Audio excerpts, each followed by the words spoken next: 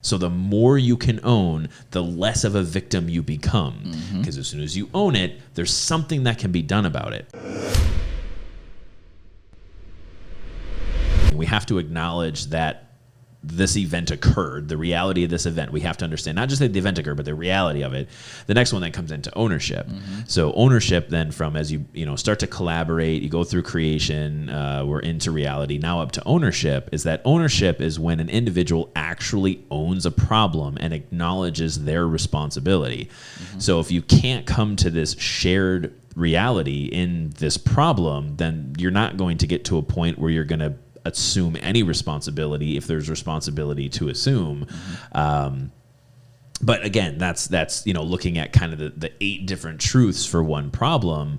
We always talk about being very deliberate in not sharing ownership. Yes. So it's if there's one problem that like 3 people are like, yes, it's like, well, 3 people can't share one problem. It probably means that you have not appropriately defined what that problem is. Yep. So the reality that happens, I would actually call that like the I'm Spartacus moment. Sure. I respect the fact that if you have 3 people that stand up and they want to own their piece to that problem with the problem as a whole, it's great. Like, thank you for doing that, but let's break it down even further. More complex. Because there's ways in which you can extra define the problem, and that's so one of the things that we've exercised here is the Toyota model of root cause problem solving.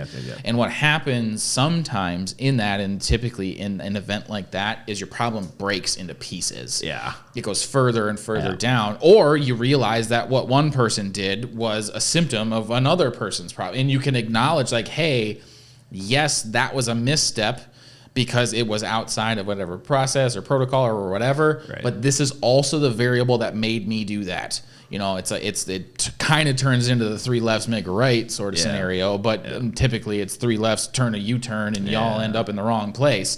Otherwise we wouldn't be having the after action report. But it's really important to note in ownership that it's not necessarily about owning the problem as a whole. That's what being a creator is.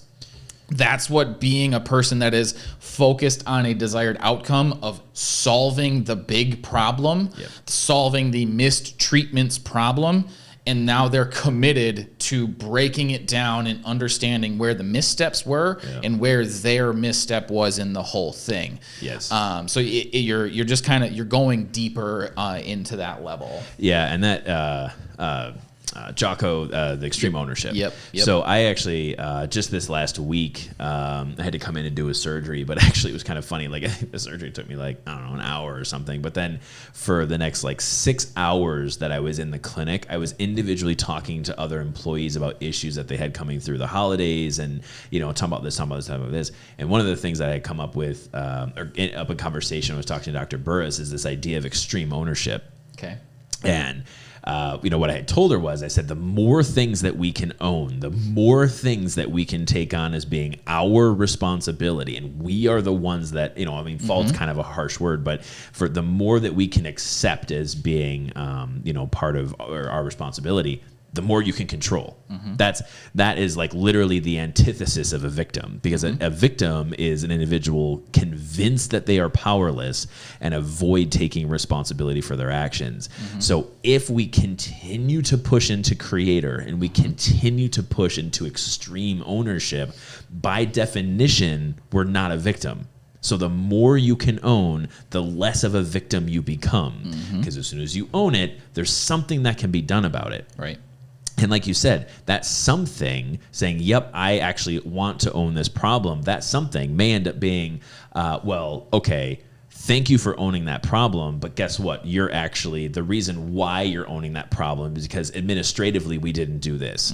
Or someone else over here, like you said just a few moments ago, their issue became or yours was a symptom of their issue. Thanks for checking out this clip from the PAWCast Veterinary Podcast. If you are interested in watching this full episode, you can go ahead and find that right here. And if you're ready to be the force of change in veterinary medicine, go ahead and click subscribe right here to learn more. Thanks.